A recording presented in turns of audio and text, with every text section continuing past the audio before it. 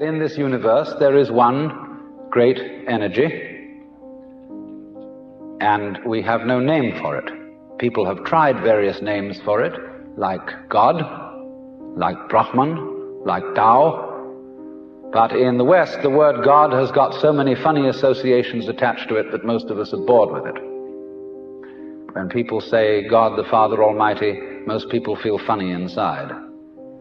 But according to Buddhist philosophy, all this universe is one tatata. That means 10,000 functions or 10,000 things, one suchness. And we're all one suchness. And that means that suchness comes and goes like everything else, because this whole world is an on and off system. As the Chinese say, it's the yang and the yin. And therefore it consists of now you see it, now you don't, here you are, here you aren't, here you aren't. Because that's the very nature of energy, to be like waves, and waves have crests and troughs. Only we, being under a certain kind of sleepiness or illusion, imagine that the trough is going to overcome the wave or the crest.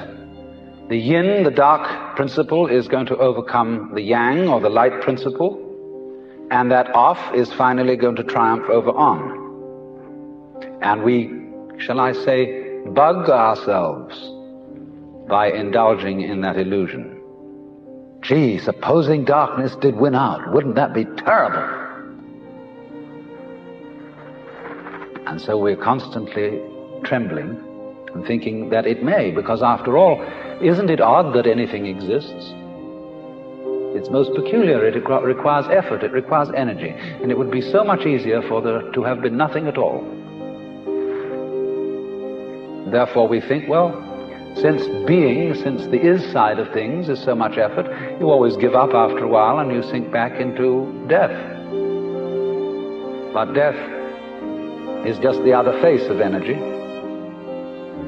and it's the rest, the not being anything around, that produces something around, just in the same way that you can't have solid without space, or space without solid. When you wake up to this and realize that the more it changes, the more it's the same thing, as the French say, that you are really a playing of this one energy, and there is nothing else but that it is you, but that for you to be always you would be an insufferable bore. And therefore it is arranged that you stop being you after a while and then come back as someone else altogether. And so when you find that out, you become full of energy and delight. And you suddenly see through the whole sham of things. You realize you're that. We won't put a name on it. You're that. And you can't be anything else. So you are relieved of fundamental terror.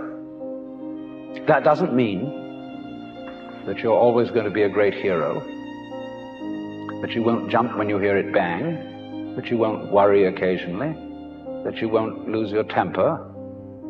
It means, though, that fundamentally, deep, deep down within you, you will be able to be human in the pains, difficulties, and struggles that naturally go with human existence. But to have no hang-up, that is to say, to be able to drift like a cloud and flow like water, seeing that all life is a magnificent illusion, a playing of energy, and there is absolutely nothing fundamentally to be afraid of. Fundamentally. You will be afraid on the surface. You will be afraid of putting your hand in the fire. You will be afraid of getting sick. But you will not be afraid of fear. Fear will pass over your mind like a black cloud will be reflected in the mirror.